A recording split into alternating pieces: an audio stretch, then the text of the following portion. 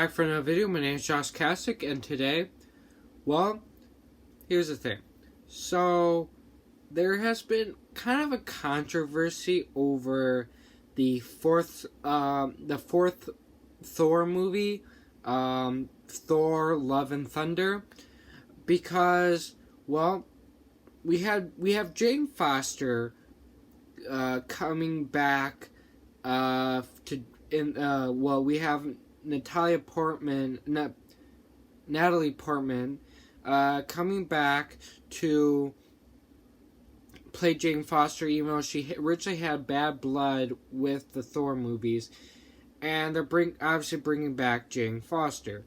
Well, it is confirmed that they're going to take inspiration from a Thor comic where basically Thor Odinson became unworthy, and Jane Foster was sick with cancer, and she picked up Mjolnir and became Female Thor. She was called Thor and stuff, and it kind of kept her alive until she was killed. But although she was revived by Odin with cancer, people do not want this. They don't want a female Thor. They want to have Chris Hemsworth. They're worried that Thor will go away and stuff. And I don't think that's the case. See, Chris Hemsworth, alright, the other actors, all these Thor, Chris Hemsworth, Robert Downey Jr., Captain America, all their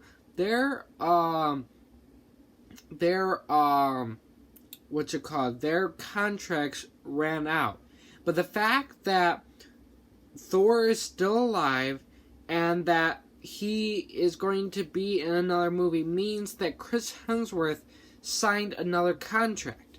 But it's not going to be some small contract. It's probably a big contract. He probably is going to do lots of films, and I don't think they're getting rid of him. And besides, the way Jane Foster became Thor in the comic books is by holding Mjolnir. However, we know in the MCU it cannot work like that. Yes, I know in the beginning, when the first Thor, they said whoever is worthy can gains Thor's power. But if we look at Thor Ragnarok, that is retconned to say that Thor's power, lightning and stuff, actually comes from him. And Mjolnir just allows him to channel it. But Mjolnir was destroyed in Thor Ragnarok. Now, they did bring it back in Endgame, and Captain America wielded it. He was worthy. But guess what? He did not control lightning, /thunder. It's kind of a weird concept in the MCU because he controls lightning, and thunder isn't lightning. Thunder is the sound. Like, you hear thunder, and then you hear lightning. So it's not the same thing. But whatever, it's weird, whatever. I don't want to go into explaining that. But the controversy is that they feel, so basically, like I said, Captain America did wield thunder. He did not control lightning. No. All he was able to do was wield it, throw it, hit with it. He possibly could fly with it, but we did not see him do that. I'm pretty sure it's been a while. I mean, I know it was like a week ago or something around there. But pretty sure he didn't fly with it. And so I don't think that anyone can just gain Thor's power just by holding Mjolnir.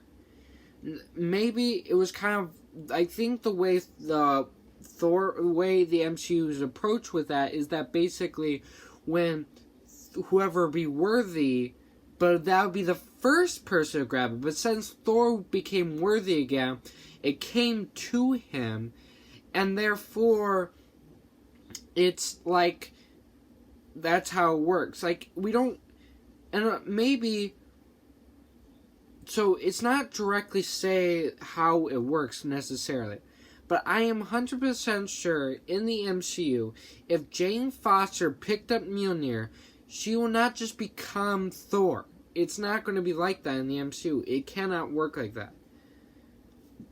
Unless they just do some weird retcon and then it just not connect and whatever. But I doubt that way. Now, there might be some way where she becomes Thor. Or becomes like Thor. She will not be called Thor. I'm telling you right now, she will not be called Thor. She'll become maybe like Thor. And however, Chris Hemsworth will still be Thor in the MCU. Thor Odinson will still be Thor. He will still have his powers. Okay? And that's how I think it's going to play out. Alright? And I know there's also, here's the thing, it comes out after Doctor Strange and the Multiverse of Madness. So they're really going into the multiverse here, and so who's not to say that basically the movies that comes out afterward are really connected by this